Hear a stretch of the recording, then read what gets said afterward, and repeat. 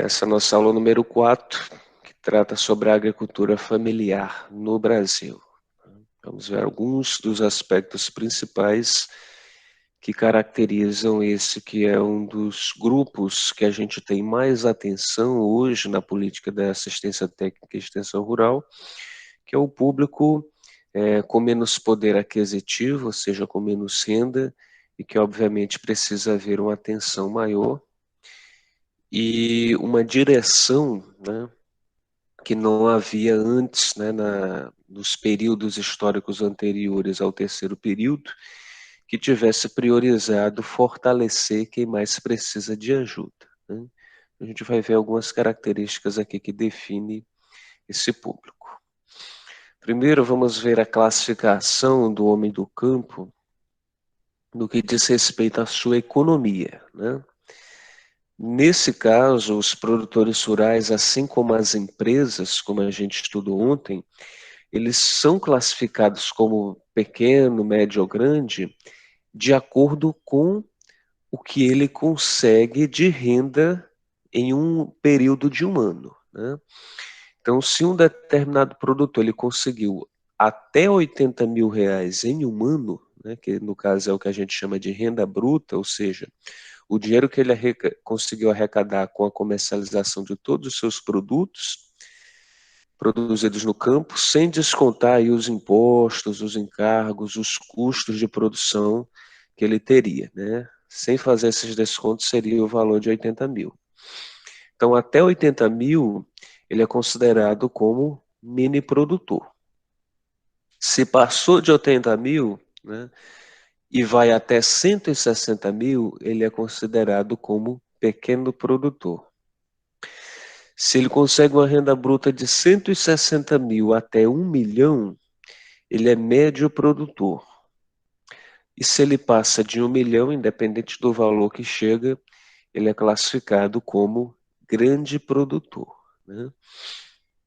Então, dentro de um cadastro geral, para a gente poder definir se um produtor rural é mini, pequeno, médio, grande, e se ele precisa ser atendido por algum programa de assistência agrícola, e as modalidades que ele pode ser beneficiado em algum programa, como o crédito rural, por exemplo, vai tudo ter como fonte de informação, né, alguns dados que é coletado pelo governo, inclusive pelo Serviço de Assistência Técnica, e um desses dados é justamente a questão da renda bruta anual, para poder classificar que tipo de produtor rural é esse. É evidente que dependendo de como ocorra uma determinada safra no ano, né, por exemplo, num período onde praticamente não chove e o produtor tem bastante percas no campo, pode ser que ele seja um pequeno produtor, mas naquele ano ele teria uma renda abaixo dos 80 mil, né? Então, pode haver essa variação de ano para ano, dependendo de como seja, né, a quantidade de produtos para que o produtor tente se manter em uma dessas classificações. Deu para compreender, pessoal? Sim, Deu sim, Washington. Washington. E esses dados é interessante que vocês até repassem para o caderno depois, tá? E memorizem, porque são informações relevantes para a gente de fato poder identificar o que é um produtor rural, né? E como que ele se enquadraria nas diversas classificações. Uma outra classificação que a gente pode abordar o produtor rural é quanto à sua atividade rural, né? Ou seja, em que ele produz. E aí a gente pode ter, primeiramente, em relação às atividades com vegetais, né? Ou seja, as frutas, os legumes e as verduras. E aí, nesse caso, a gente também pode dividir essa mesma classificação de atividades vegetais em duas, que no caso são as culturas perenes e semiperenes e as culturas de ciclo anuais, né?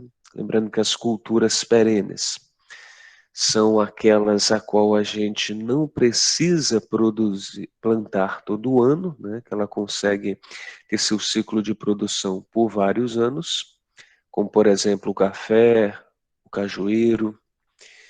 E semi-perenes, né, são culturas que são semelhantes às perenes, mas têm um tempo de vida mais curto, como, por exemplo, a cana-de-açúcar, a mandioca, entre outros grãos, né?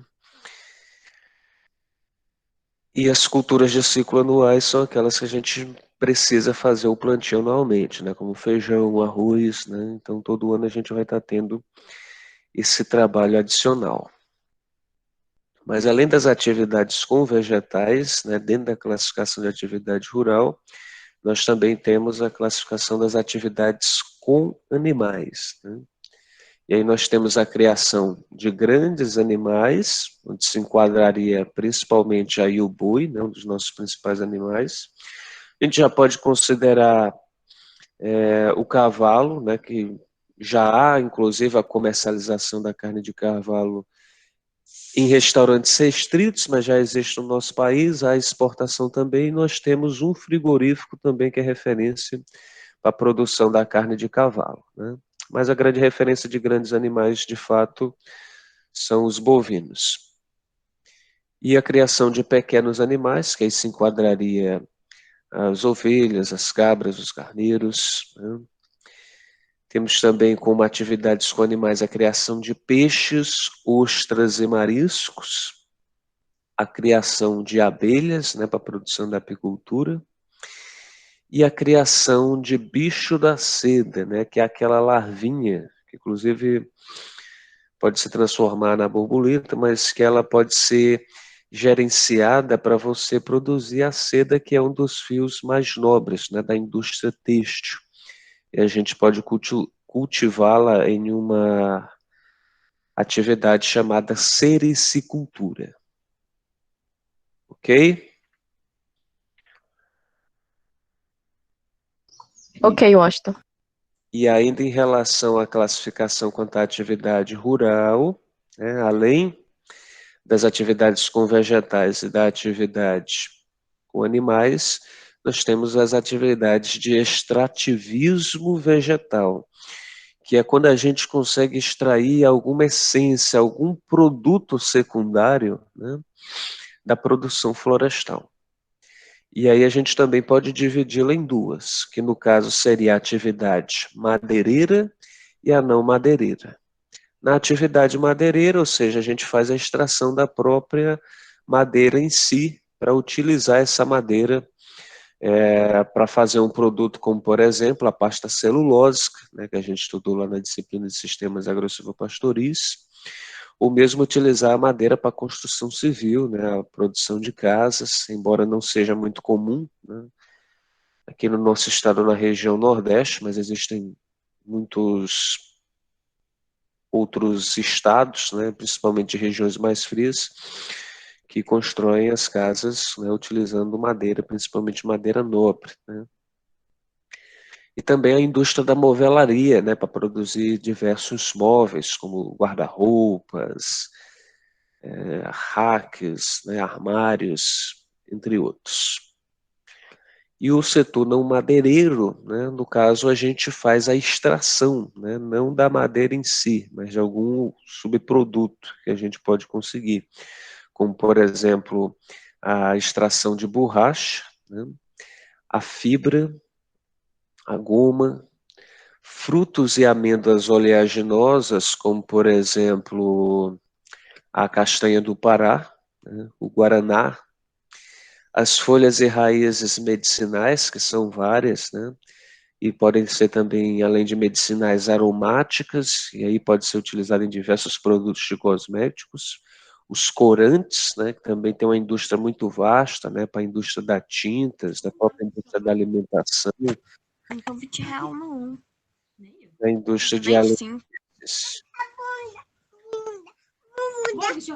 Quem tiver com o microfone aberto, por gentileza, feche, está dando interferência. E aqui nós temos os exemplos abaixo, né, de alguns desses tipos de extrativismo.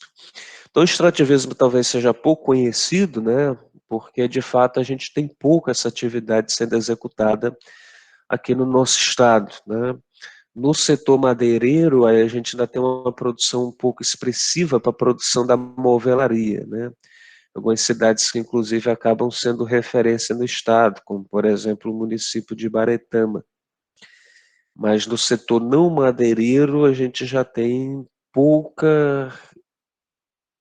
poucos produtores envolvidos nessa atividade de fato, né? E não que não exista a possibilidade da extração, mas pelo fato desse incentivo maior do interesse do produtor, né? Porque no que diz respeito a folhas e raízes medicinais, espécies aromáticas, corantes e até essências que podem ser utilizadas nas indústrias alimentícias, né, a gente teria sim a possibilidade de produzir ainda muita coisa a qual a nossa biodiversidade do semiárido nos permitiria.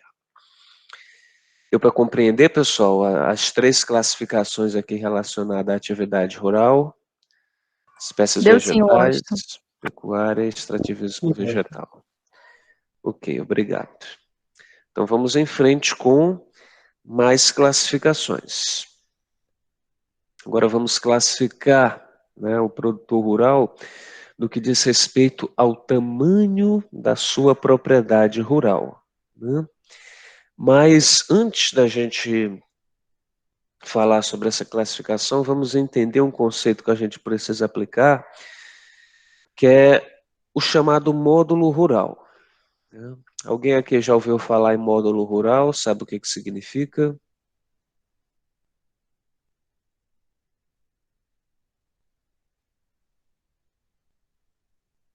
Quem já respondeu está dizendo que não, né? O módulo rural, pessoal, é uma classificação de medida agrária, certo?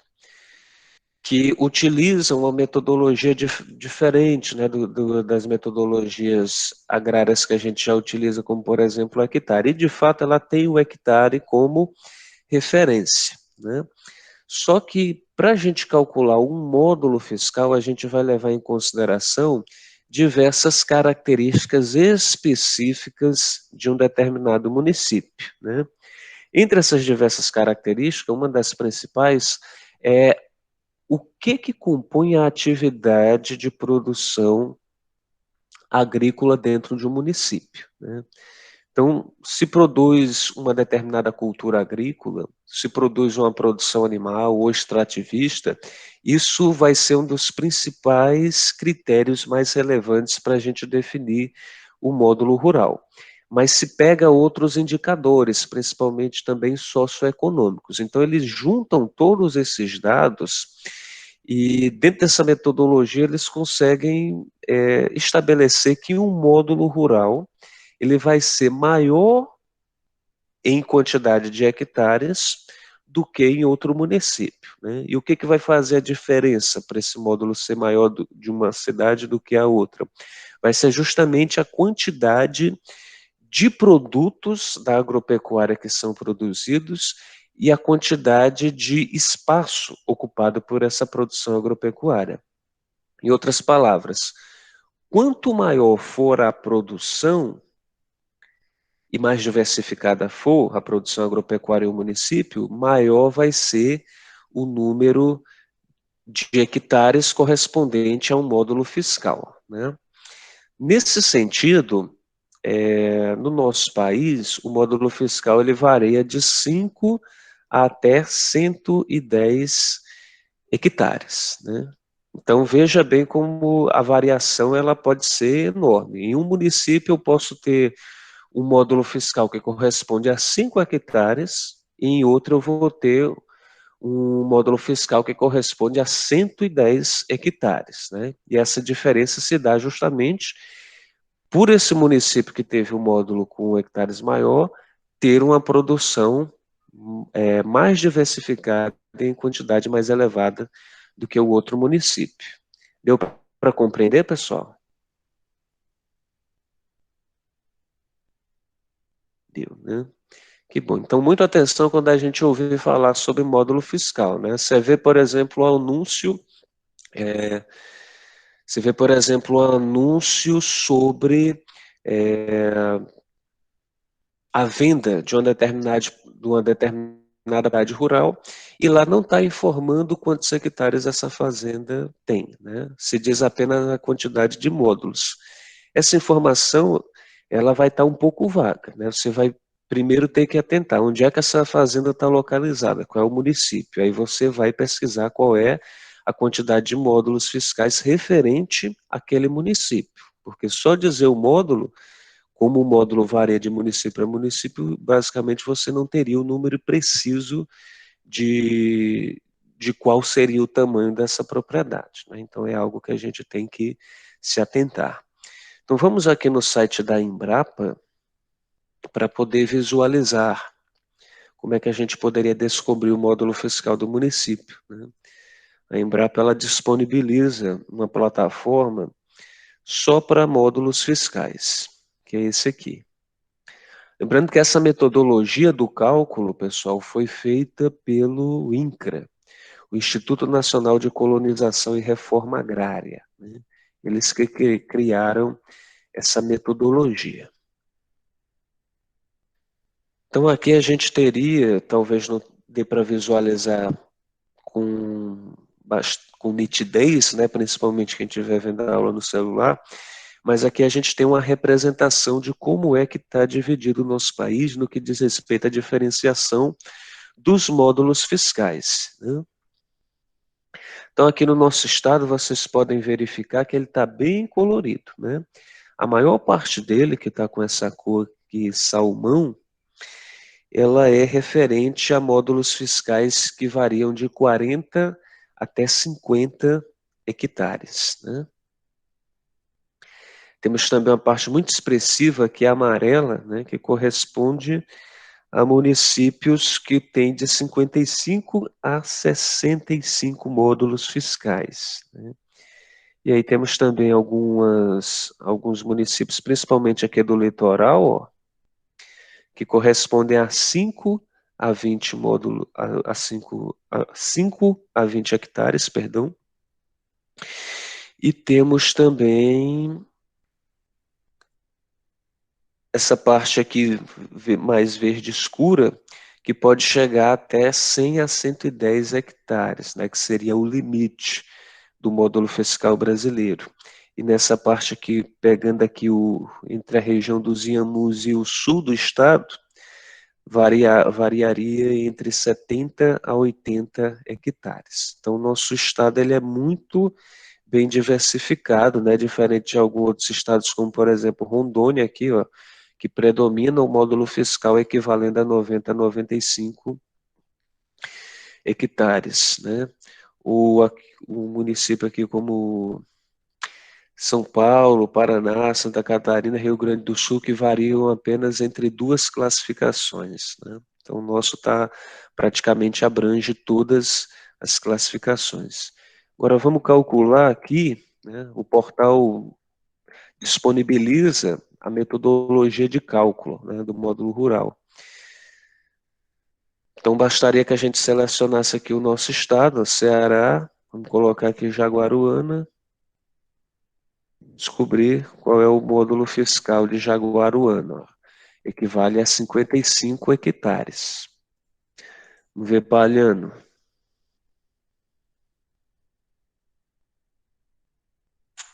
Também equivale a 55 hectares, né?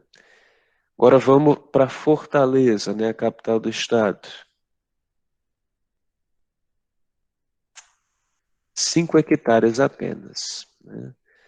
Então, praticamente, tanto Jaguaruana quanto Palhano, né, chega a ter aí 11 vezes mais o que o município de Fortaleza tem na sua dimensão em hectares para um módulo fiscal, né? E, novamente, isso se dá por os nossos dois municípios ter uma produção mais diversificada e em quantidade maior de produção agropecuária, entre outros critérios. Ficou claro, pessoal? Deu para compreender bem esse assunto? Washington, você pode repetir o conceito de módulo fiscal? Sim, o módulo fiscal é uma medida agrária que foi estabelecida pelo INCRA, Instituto Nacional de Colonização e Reforma Agrária, com o objetivo de deixar em evidência, nessa dimensão territorial, como que um município ele se torna mais relevante no que diz respeito à expressão da sua produção agropecuária, certo? Então, quanto mais diversificada e maior a sua produção agropecuária, maior é a quantidade de hectares que equivale a um módulo fiscal, né? E é isso que justifica, por exemplo, um município como Jaguaruana ter uma produção mais diversificada em quantidade maior do que o município de Fortaleza, que é um município maior, mais grande, mas que a atividade do agronegócio, por exemplo, ela é trabalhada em uma escala menor e em quantidade menor do que um município como o nosso, né? Então, isso faz com que o módulo fiscal desse município ele seja menor do que o módulo fiscal de um município como o nosso, que chega a equivaler 11 vezes maior a quantidade de hectares do que esse município. Deu para entender? Deu sim, Washington. Em síntese, ele mede a diversificação das atividades agropecuárias em um município, certo? Ou em um Isso, estado. diversificação e quantificação. Pronto. Obrigado, Washington. Por nada. Então vamos lá voltar aos slides para continuar aqui o assunto. A gente precisava entender esse conceito do módulo fiscal, porque justamente essa próxima classificação que a gente vai estudar, que trata sobre o tamanho da propriedade, ele se dá no que diz respeito ao entendimento do seu módulo fiscal, né? E aí nós podemos fazer a classificação da propriedade nas seguintes classificações: minifúndio, pequena propriedade, média propriedade e a grande propriedade, né? São 4 ao todo. No minifúndio, se caracterizam as propriedades formadas por pequenas áreas. Normalmente, há atividades mistas, ou seja, se produz diversos tipos de produtos, né? Gerando subsistência, ou seja, uma produção que prioritariamente é para a alimentação do produtor rural e de sua família, né? E alguma renda extra com os produtos excedentes que são produzidos lá e que são vendidos. E o seu tamanho é inferior a um módulo fiscal, né? Ou seja, não é maior do que um módulo fiscal. E aí, obviamente, vai depender de onde é que a gente está para poder considerar qual seria o tamanho dessa propriedade, né? Se a gente estiver falando de Jaguaruana ou Palhano, né, pela consulta que a gente já fez, então a gente já sabe que o minifúndio ele vai ser inferior a 55 hectares, que é o que equivale o módulo fiscal nos nossos municípios. Agora, se esse produtor rural estiver lá em Fortaleza, né, a propriedade dele, então, vai ter que ter um tamanho inferior a 5 hectares, que é o correspondente ao módulo fiscal de lá, né? Então, novamente, por isso que era importante saber o que é o módulo fiscal, porque essa dimensão vai variar de município em município, e, obviamente, um módulo fiscal de um município como o nosso vai ser diferente de um município lá como Araguaína, no Tocantins, né? Então, a gente precisa sempre saber onde é que está, para poder identificar o módulo e aí sim saber a real dimensão de uma determinada propriedade. Ficou claro, pessoal? Sim, Washington. Essa medida de um módulo fiscal é referente a onde está localizado o município, né? Sim. Isso na atividade a gente tem que acessar o site, certo? Existe a metodologia de você na mão mesmo, né, com o cálculo próprio, mas obviamente que é muito mais trabalhoso e você tem que coletar diversos dados, então os profissionais hoje, a maioria utiliza essa plataforma da Embrapa, porque já faz o cálculo automático. Ok? Ok, obrigado. Por nada. E aí, nesse sentido, se o minifúndio tem que ser uma propriedade com tamanho inferior ao módulo fiscal, né? Como é que fica, então? Os slides não estão abertos para vocês, não, né?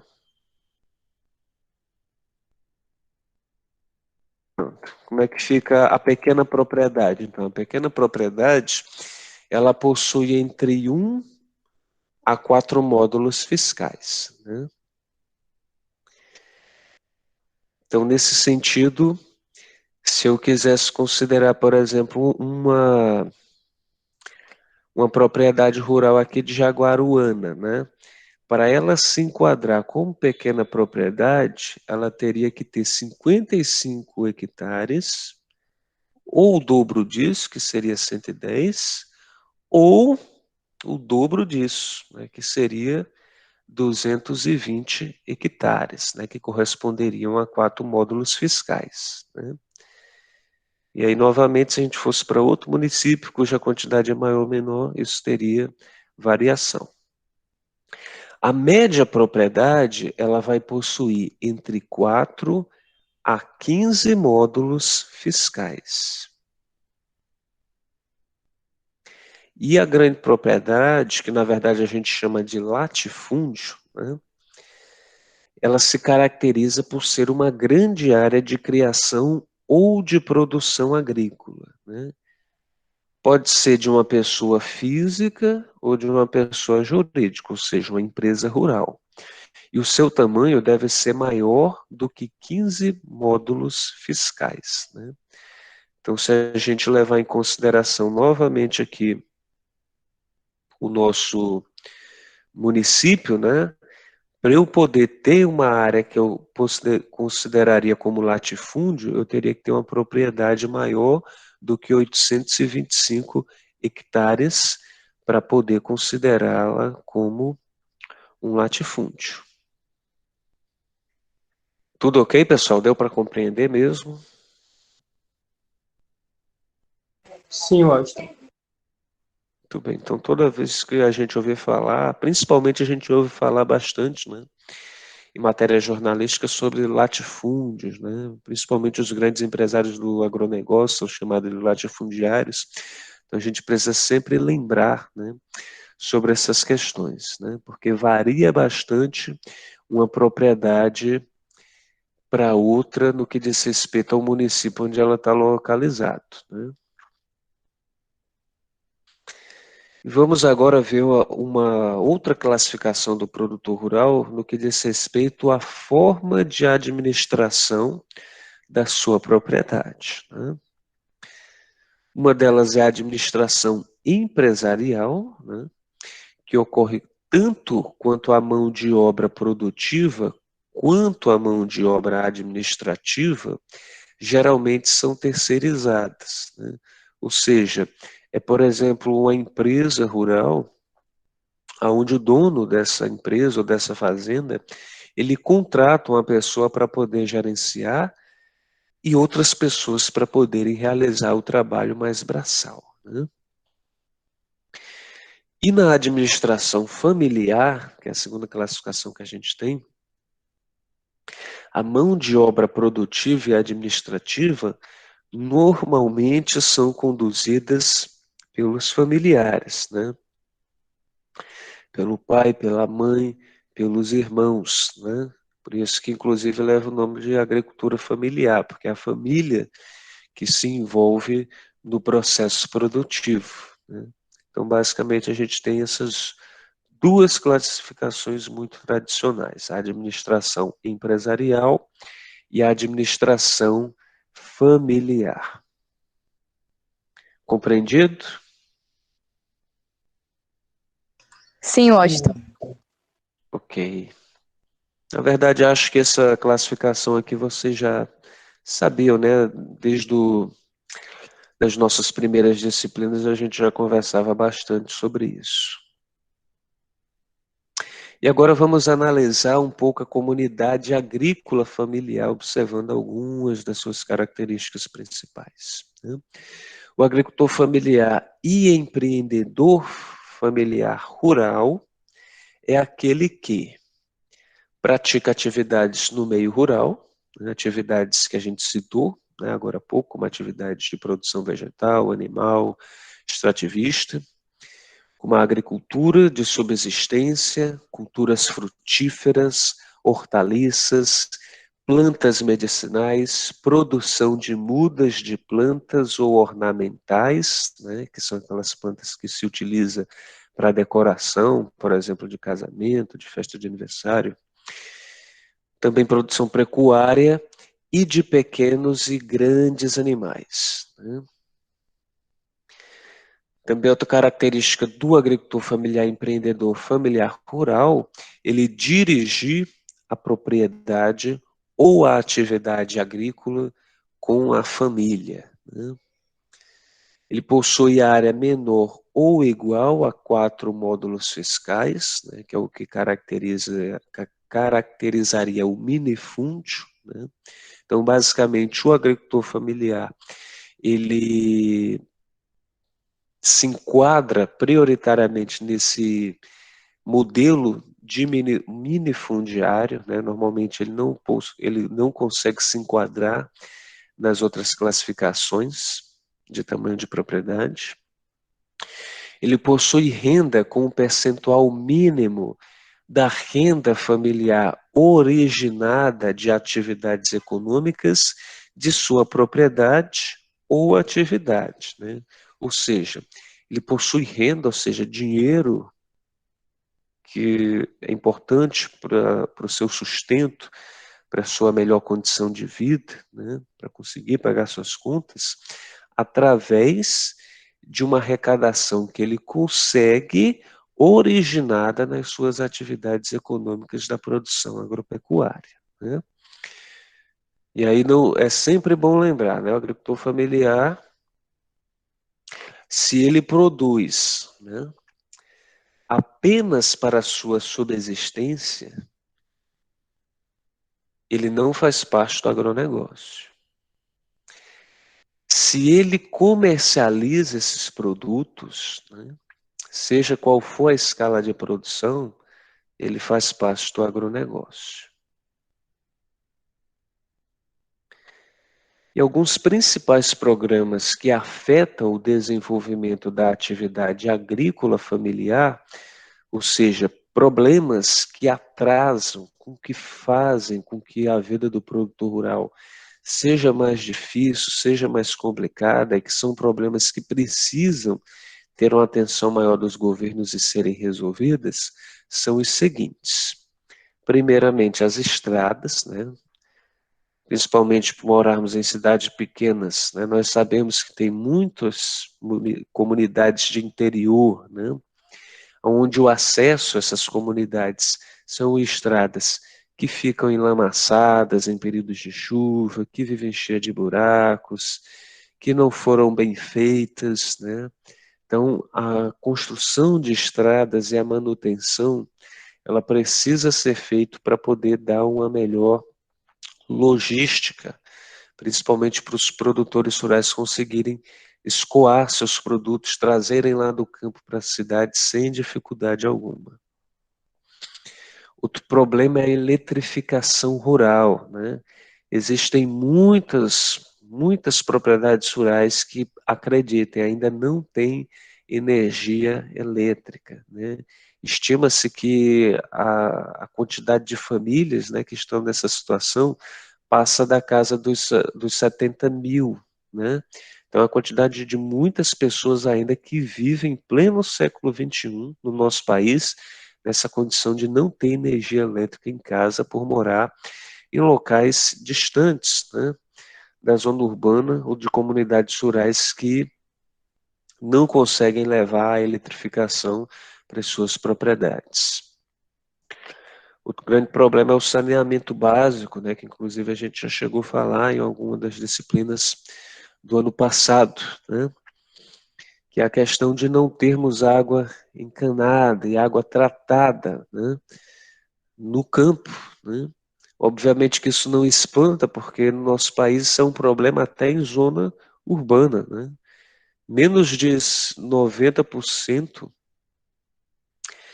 do território brasileiro, né, das nossas cidades, aliás, menos de 90% não, menos de 10%, né, possui saneamento básico completo, né?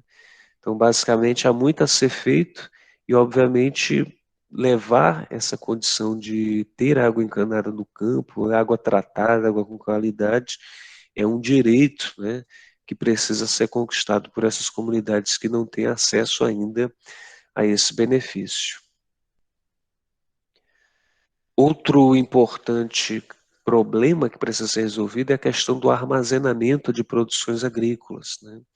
Principalmente de cidades que vivem em torno da produção agropecuária, né? Que tem a sua economia com base nessa produção, né? E principalmente municípios, né, da região, por exemplo, norte, centro-oeste, que vivem em torno aí do agronegócio e produzem bastante grãos, né, como, por exemplo, milho, soja, muitas vezes não tem onde armazenar esses produtos nas fazendas, e o governo teria, né, que ter galpões de armazenamento para poder armazenar esses produtos, né, e deixar eles estocados por um período de tempo até que o produtor consiga escoá-los, né. Então, a construção de galpões de armazenagem, de silos públicos, se faz necessário. Outro problema muito importante é a questão da saúde e da educação, né? Construir escolas agrícolas para educar as crianças lá no campo mesmo, né? Construir hospitais ou postos de saúde, principalmente, ou levar médicos, assistentes sociais e enfermeiras, né, até as comunidades rurais para visitar a população e não fazer com que eles tenham que se deslocar dessas comunidades distantes até as cidades para poder ter um tratamento, para poder ter um diagnóstico, para poder ter uma consulta em relação à sua saúde. Outro problema é o da própria assistência técnica e extensão rural, que, como já conversamos, é ofertado em um número muito menor, né, do que a quantidade da população rural brasileira, né? Então a gente precisa de mais extensionistas, precisa de mais investimento nesses programas rurais que já estão dando certo, para poder de fato fazer com que haja um desenvolvimento rural mais sustentável e economicamente mais promissor. O outro problema é a reforma agrária e o crédito rural, né? Reforma agrária, para quem não recorda o que é a ação do governo de reorganizar o espaço ocupado, né, pela população e distribuir terras para quem não tem, para cumprir a função social de praticar a produção agropecuária e se manter, né, em uma atividade econômica, né. Esse é um dos principais problemas que a gente tem, não apenas na extensão rural, mas na própria gestão governamental, né. Quem cuida da reforma agrária do nosso país é o mesmo instituto que criou o cálculo do módulo fiscal, o INCRA, o Instituto Nacional de Colonização e Reforma Agrária. Esse órgão, bem dizer, hoje ele está quase que parado, né? Ou seja, existe para dizer que existe, mas não dá, não distribui terras, né, na quantidade que deveria, em relação à dimensão da quantidade de pessoas que tem, como deveria, né? Além de, nos últimos anos, ter sido muito constrangido com a descoberta de diversas fraudes, né? De terem sido descoberto, por exemplo, que muitos políticos ganharam terras, né, em nome de seus parentes, em nome de outras pessoas, pessoas que não precisavam de terra e conseguiram terra indevidamente, né? Então, hoje isso é um problema muito grande, porque nós ainda temos muitas pessoas que passam fome e que, se tivesse terra, poderiam estar produzindo, se mantendo, né, no mercado e, obviamente, mantendo o seu sustento com base na produção agrícola. Então, isso é um problema vergonhoso, né? Países como, por exemplo, a Inglaterra, há mais de 500 anos já resolveu esse problema da distribuição de terras e o Brasil continua a empurrar esse problema com a barriga, né? E outra questão é o crédito rural, né? Nós teremos futuramente uma aula só sobre o crédito rural, mas já conversamos sobre ele, né? O crédito rural é uma política que financia, né? Ou seja, que empresta dinheiro para produtor rural para que ele possa investir na sua produção agropecuária, né? Todo ano a gente bate recordes no aumento do dinheiro que é disponibilizado para o crédito rural. O problema é que a menor parcela que é pega de empréstimo é justamente pelo agricultor familiar. É quem mais precisa do acesso ao crédito, mas ele menos acessa esse crédito. E às vezes não é nem porque o pedido de financiamento não é aprovado, mas porque ele não vai atrás, ele tem medo de pegar empréstimo e se endividar, ele não recebe a orientação devida de como que aquele crédito pode ajudar a ele desenvolver, né, o seu agronegócio. Então isso é algo que precisa ser resolvido também, e a extensão rural também tem um papel importantíssimo em levar essas informações para o produtor rural. E o último problema, né, que a gente destaca é a pesquisa científica, né? A necessidade de se realizar mais pesquisa, embora o nosso país já seja uma das grandes referências no mundo em pesquisa agropecuária, mas que essa pesquisa principalmente chegue a quem mais precisa, né? Não adianta um pesquisador, né, um professor de universidade ou um cientista de uma determinada empresa descobrir uma técnica revolucionária de um novo é, defensivo biológico, por exemplo, que pode ser mais barato do que um produto químico e mais sustentável, obviamente, e registrar isso numa pesquisa, escrever um artigo, escrever um livro sobre isso, dar palestra em congresso sobre isso, e essa informação não chegar a quem mais precisa, que é o pequeno produtor rural, né? Então, as pesquisas brasileiras são muito importantes, recebem bastante destaque, mas elas precisam de mais investimento e precisam de mais divulgação ao público que mais precisa dessas informações, que é o pequeno produtor rural, né? E, obviamente, levar essa informação com a linguagem adequada, né? Com a compreensão a qual essas pessoas que têm um menor nível de educação podem conseguir interpretar e, obviamente, colocar em prática. Alguma dúvida aqui, pessoal, em relação a esses problemas, ou ficou claro a caracterização de cada um? Ficou claro, Washington. Muito bem. Então, basicamente, com isso, a gente encerra essa nossa quarta aula, que tratou sobre a agricultura familiar no Brasil. Nós temos ainda alguns minutinhos, né? E aí é o seguinte: nessa quinta-feira vai ser feriado, né, novamente, é o dia da Carta Magna no nosso estado.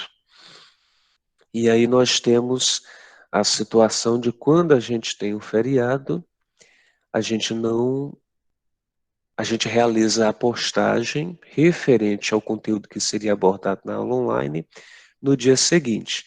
Então, como nós temos uma aula de projetos e empreendedorismo rural a ser executada na quinta-feira e não teremos pelo feriado, eu deveria fazer uma postagem na sexta-feira, né? Vou fazer uma proposta para vocês. Nós poderíamos fazer a substituição, na verdade a aula de quinta é de assistência técnica e extensão rural. Ao invés de eu colocar uma atividade, né, com conteúdo para vocês na sexta à tarde, a gente poderia fazer uma sessão de cinema, né, que abordaríamos um filme relacionado ao comportamento empreendedor, né? E aí, quando fosse na semana seguinte da aula, a gente utilizaria essa aula para discutir os pontos do filme que abordou aspectos que a gente está estudando nessa disciplina. E aí, nesse sentido, nessa última aula que a gente tem hoje, às 10h30, a gente faria mais uma aula de extensão rural, que é a que seria de quinta-feira, e a aula de projetos e empreendedorismo, que seria hoje, a gente joga para sexta-feira à tarde. O que vocês acham?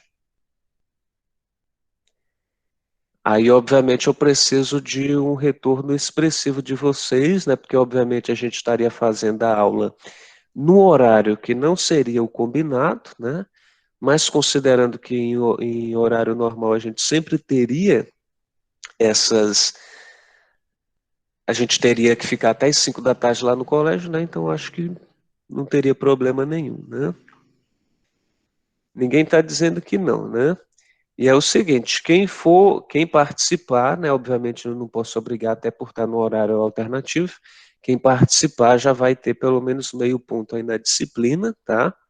E aí é muito importante que na semana seguinte, na aula em si, você esteja presente para a gente discutir os pontos que a gente vai verificar no filme em relação ao conteúdo que a gente tem estudado. E, no caso, acaba sendo algo mais diferente, né?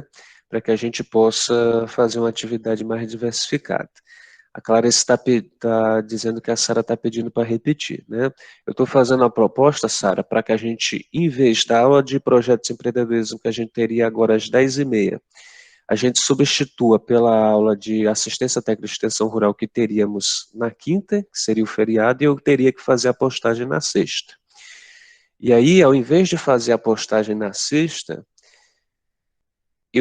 a gente faria uma sessão de cinema, né? A gente assistiria um filme aqui pelo Google Meet sobre o comportamento empreendedor, né? Para que na semana seguinte a gente possa discutir na nossa aula online o que esse filme abordou sobre os pontos que a gente está estudando na disciplina, né?